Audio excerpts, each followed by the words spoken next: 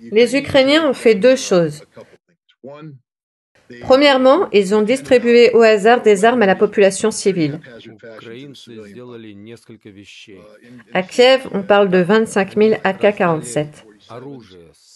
Imaginez, ils ont distribué des missiles anti-chars, des lanceurs Stinger, des javelins à des civils qui n'étaient pas entraînés à les utiliser.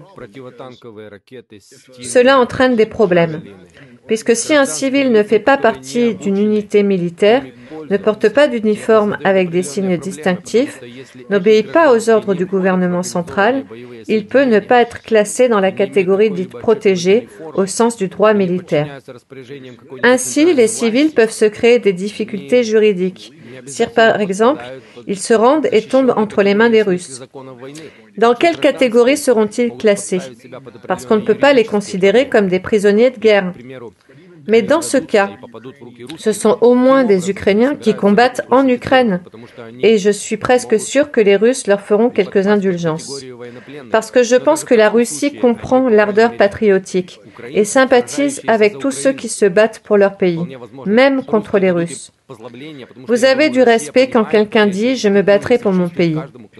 Mais si vous venez d'un autre pays et que vous êtes en Ukraine et que vous ne faites pas partie des forces armées de votre pays, par exemple, si je suis Canadien et que le Canada n'a pas d'unité militaire combattant au nom du Canada pour l'Ukraine, alors pourquoi suis-je en Ukraine? Quel est mon objectif? Suis-je ici à la recherche d'aventures? Suis-je payé? Suis-je un mercenaire? Si tu appartiens à l'une de ces catégories et qu'il existe également une énorme légion étrangère qui combat au nom de l'Ukraine, alors tu n'as aucun droit, pas du tout. Et honnêtement, je veux dire, vous savez, j'exprime juste mon point de vue personnel, si vous vous battez pour un autre pays et pour de l'argent, vous êtes la lie de la société. Point. Le mercenaire est la forme la plus basse de la vie humaine, parce que la guerre est le pire aspect du comportement humain. Je veux dire, cela signifie que lorsque nous, les humains, nous battons, cela signifie que nous tombons bas, parce que nous tuons nos semblables. Et oui, vous pouvez dire, eh bien parfois il faut se battre, peut-être.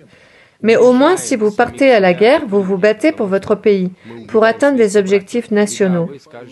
Mais si vous êtes quelqu'un qui veut juste se promener en quête d'aventure, participer au combat, pourquoi faire? Pour le plaisir de tuer d'autres personnes? Pour de l'argent? Vous êtes le pire des pires. Et les Russes ont clairement fait savoir qu'ils ne traiteront pas ces gens avec gentillesse et qu'ils ne seront pas traités comme des prisonniers de guerre. S'ils sont faits prisonniers, et ils le seront, c'est une grande question, le mieux qu'ils puissent espérer, c'est d'être traduits en justice en tant que criminels. Ce sont les paroles des Russes.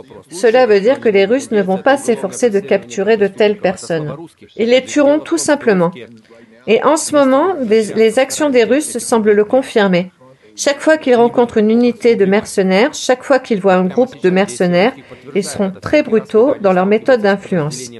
Ils ont attaqué les casernes où se trouvaient les mercenaires.